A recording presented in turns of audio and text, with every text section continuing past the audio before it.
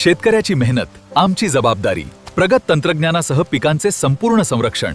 इडीमॅक्स biotech, तुमच्या शेतीचा खरा पार्टनर. मध्ये हा बदल होतोय. पाऊस आपल्याला वातावरण होतं, परंतु बऱ्याचशा भागात आपल्याला पाऊस पडताना दिसत नाहीये. तर मित्रांनो, याचं कारण काय आहे आणि आपण 22, 23, 24 तारखेचं वातावरण बघणार आहोत. आणि त्याचबरोबर जूनच्या पहिल्या आठवड्यामध्ये पावसाची स्थिती कशी असणार आहेत. आणि एक महत्वाची बातमी म्हणजे खूप महत्वाची या ठिकाणी बातमी आलेली आहे.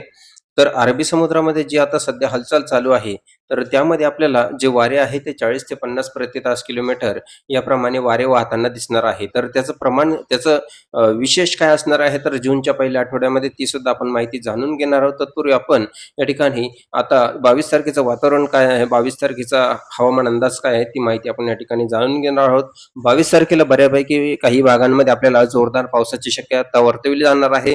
आणि त्यानंतर आपण 22, 23, 24 नंतर आपण जूनच्या पहिल्या आठवड्यामध्ये पावसाची स्थिती कशी असणार आहे त्याच्या संदर्भात मध्ये आपण बोलणार आहोत. आता सुरुवातीला जी आहे ती 22 तारखेला पहाटेच्या सुमारास आपल्याला मनमाडच्या काही भागात, आपल्याला लासलगाव मनमाड या ठिकाणी, आपल्याला येवल्याच्या काही भागापर्यंत हलक्या पावसाची शक्यता, तसेच नांदगावच्या काही भागात आणि नेहाडोंगरी या भागामध्ये आपल्याला हलक्या पावसाची शक्यता पहाटेच्या सुमारास 22 तारखेला वर्तवली जाणार आहे.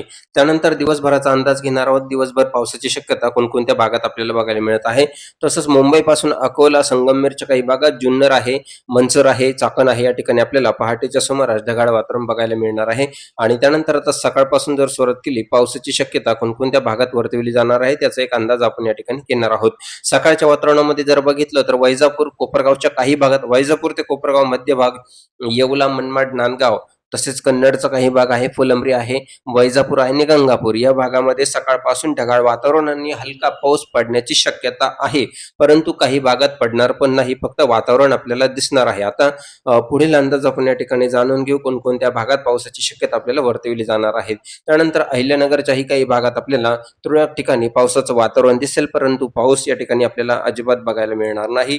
फक्त ढगाळ वातावरण आणि गरमीचं वातावरण आपल्याला या ठिकाणी बघायला मिळणार आहे. त्यानंतर दुपारी बदल होईल आणि दुपारनंतर आपल्याला सिंधुदुर्ग आणि तसेच कोल्हापूर, सातारा या ठिकाणी पावसाची शक्यता वर्तवली जाणार आहे. सिंधुदुर्ग आणि कोल्हापूरच्या काही भागात आपल्याला फक्त वातावरण बघायला मिळणार आहे. सातारामध्ये जर बघितलं तर आपल्याला वाईच्या भागामध्ये आपल्याला पावसाची शक्यता या ठिकाणी आपल्याला वर्तवली जाणार आहे. या सर्व भागामध्ये आपल्याला पाऊस जो आहे तो आपल्याला बघायला मिळणार आहे. त्याचप्रमाणे महाबळेश्वरच्या काही भागात सुद्धा आपल्याला पाऊस आहे, तर सातारामध्ये आणि रहमतपूरच्या काही भागात हलक्या पावसाची शक्यता आहे.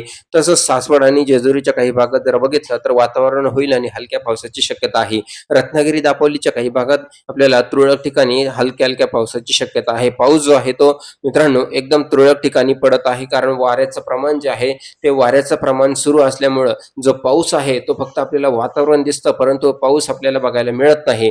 आता सासवड आणि जेजुरी, पुण्यामध्ये जर बघितलं तर आपल्याला दुपारनंतर म्हणजे संध्याकाळच्या वातावरणामध्ये पुणे, सासवड, जेजुरी आणि वाई, सातारा, रहमतपूर या ठिकाणी, महाबळेश्वर हलक्या मध्यम पावसाची शक्यता वर्तवली जात आहे. बाकी भागांमध्ये वातावरण होईल, परंतु पावसाची शक्यता फार कमी प्रमाणामध्ये आहे. त्यामध्ये पुण्याचा भाग आहे, नाशिक आहे, संगमनेर आहे, इथे फक्त आपल्याला वातावरण बघायला मिळणार आहे. आता हे आपण 22 तारखेचं संध्याकाळचं वातावरण बघत आहोत. फक्त वातावरण होईल, पाऊस होण्याची शक्यता या ठिकाणी एकदम तुरळक आहे. झाला तर होईल, नाही तर या ठिकाणी शक्यता फार कमी प्रमाणात आहे, कारण समुद्रातून आपल्याला वारे बघायला मिळत आहे. त्यामुळे वाऱ्याचं प्रमाण जास्त असल्यामुळे पावसाचं जे प्रमाण आहे ते फार कमी प्रमाणात आहे. फक्त आपल्याला वातावरण दिसतं, पाऊस नाही. आता आणखी कोणकोणत्या भागात 22 तारखेला बदल आहे, तर या ठिकाणी पुण्यामध्ये थोडासा आणखी बदल होईल. पुण्यामध्ये पावसाची शक्यता या ठिकाणी आपल्याला सासवड, जेजुरीच्या काही भागात आहे. चाकणमध्ये आपल्याला या ठिकाणी बघायला मिळत आहे. चाकण, मनसरच्या काही भागात, खेडमध्ये इथे आपल्याला पावसाची शक्यता वर्तवली जात आहे. हा जो पाऊस आहे तो संध्याकाळी किंवा रात्रीच्या वातावरणामध्ये आपल्याला बघायला मिळणार आहे. त्याचप्रमाणे बार्शीमध्ये बघितलं तर बार्शी आहे, मलकापूरचा काही मलकापूरचा काही भाग या ठिकाणी आहे, भोम आहे, तारखेडचा काही भाग या ठिकाणी आहे. इथे आपल्याला पावसाची शक्यता वर्तवली जात आहे. हे संध्याकाळचं वातावरण आहे. तसंच तुळजापूरच्या काही भागात सुद्धा आपल्याला हलक्या पावसाची शक्यता वर्तवली जात आहे. रत्नागिरी, सिंधुदुर्ग आणि कोल्हापूरमध्ये तुरळक ठिकाणी पाऊस पडण्याची शक्यता आहे, परंतु वातावरणामध्ये बदल झाल्यामुळे एकदम किरकोळ पावसाची शक्यता तिथे वर्तवली जाणार आहे. अहिल्यानगरमध्ये जर बघितलं तर पारनेर आणि पिंपळगाव खुर्द या ठिकाणी, टाकळी डोकेश्वरच्या काही भागात आणि अळकुतीमध्ये आपल्याला हलक्या पावसाची शक्यता या ठिकाणी वर्तवली जाणार आहे. त्याचबरोबर संगमनेर, अकोला, श्रीरामपूर, कोपरगाव, तसंच सिन्नर, नाशिकच्या काही भागात वातावरण होईल, परंतु पावसाची शक्यता या ठिकाणी नाहीये. हे वातावरण जे आहे हे संध्याकाळचं आहे. त्यानंतर चांदवडचा काही भाग आणि लासलगाव, पाटोदा या ठिकाणी आपल्याला हलक्या पावसाची शक्यता पुन्हा एकदा संध्याकाळी बघायला मिळत आहे. सटाणा, नवापूर आणि मालेगाव इथे सुद्धा आपल्याला फक्त वातावरण दिसेल आणि पावसाची शक्यता फार कमी प्रमाणामध्ये आपल्याला बघायला मिळत आहे.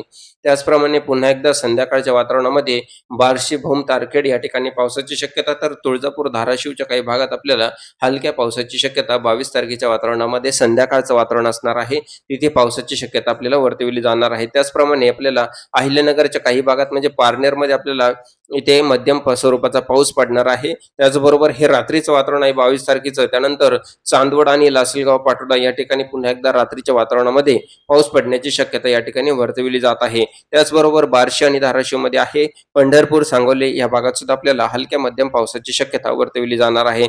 आता आपण 23 तारखेचं वातावरण घेऊ. त्यापूर्वी आपण सोलापूरच्या काही आणि पंढरपूरच्या काही भागात आणि कर्नाटकाच्या कुलबुर्गीमध्ये आपल्याला जोरदार पावसाची शक्यता वर्तवली जाणार आहे. त्यानंतर आता आपण 23 तारखेचा अंदाज घेणार आहोत. 23 तारखेला कोणकोणत्या भागात पावसाची शक्यता आहे. तर 23 तारखेला रत्नागिरीजवळ एक कमी दाबाचं क्षेत्र सक्रिय होत आहे. त्यानंतर 23 तारखेला कोणकोणत्या भागात पावसाची शक्यता आहे तर आपण या ठिकाणी बघूया. रत्नागिरी, दापोली आणि मुंबईच्या काही भागात आपल्याला तुरळक हलका पाऊस बघायला मिळणार आहे. म्हणजे त्याचा असा इफेक्ट कोणत्याही भागात पडणार नाही. नाशिक, अकोला, अहिल्यानगरच्या काही भागात आणि संगमनेरच्या काही भागात याचं फक्त वातावरण बघायला मिळणार आहे. तर तेच वातावरण आपल्याला पुणे, बारामती, तसेच सातारा, कोल्हापूर, सोलापूर, तसेच लातूर, धाराशिव, बीड या ठिकाणी फक्त वातावरण दिसेल 23 तारखेला. परंतु पावसाचं जे वातावरण आहे, पावसाची जी शक्यता आहे ती एकदम नाहीच्या बरोबर आपल्याला या ठिकाणी बघायला मिळत आहे. झालं तर लातूरमध्ये आपल्याला क्वचित हलका पाऊस पडण्याची शक्यता या ठिकाणी बघायला मिळू शकते.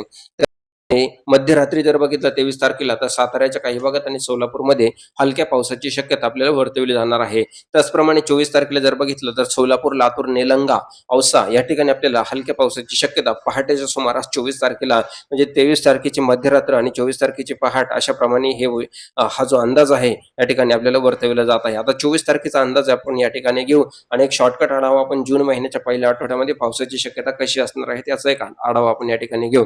आता 24 तारखेला रत्नागिरीजवळ कमी दाबाचे क्षेत्र सक्रिय होताना आपल्याला या ठिकाणी बघायला मिळत आहे आणि तेच चक्रीवादळ म्हणजे जे कमी दाब आहे ते एकदम हलक्या प्रमाणात आणि विखुरलेलं आपल्याला बघायला मिळत आहे. पाहिजे तेवढा जोर या ठिकाणी बघायला मिळत नाही पावसाचा. तरी सुद्धा 24 तारखेला पुण्यामध्ये, साताऱ्यामध्ये, बारामती आहे, कोल्हापूर आहे, सोलापूर आहे, रत्नागिरी, सिंधुदुर्ग या ठिकाणी, नाशिकमध्ये सुद्धा फक्त वातावरण होईल, परंतु पावसाची शक्यता कुठेही नाही. म्हणजे आपण जर बघितलं तर पावसाला जोर जो आहे तो अति या ठिकाणी आपल्याला बघायला मिळतच नाही. पावसाला पाहिजे तसा जोर आणि हे जे वातावरण आहे ते कधीच आपल्याला म्हणजे पोषक पावसासाठी नाहीये. आता हे जे वातावरण आहे, हे जे वारे आहे आपण या ठिकाणी बघू शकतो. हेच वारे समुद्रामध्ये 40 ते 50 ते 60 प्रति तास किलोमीटर वारे वाहताना आपल्याला बघायला मिळणार आहे. हे जे वारे आहे हे जूनच्या पहिल्या आठवड्यामध्ये वारे वाहणार आहे.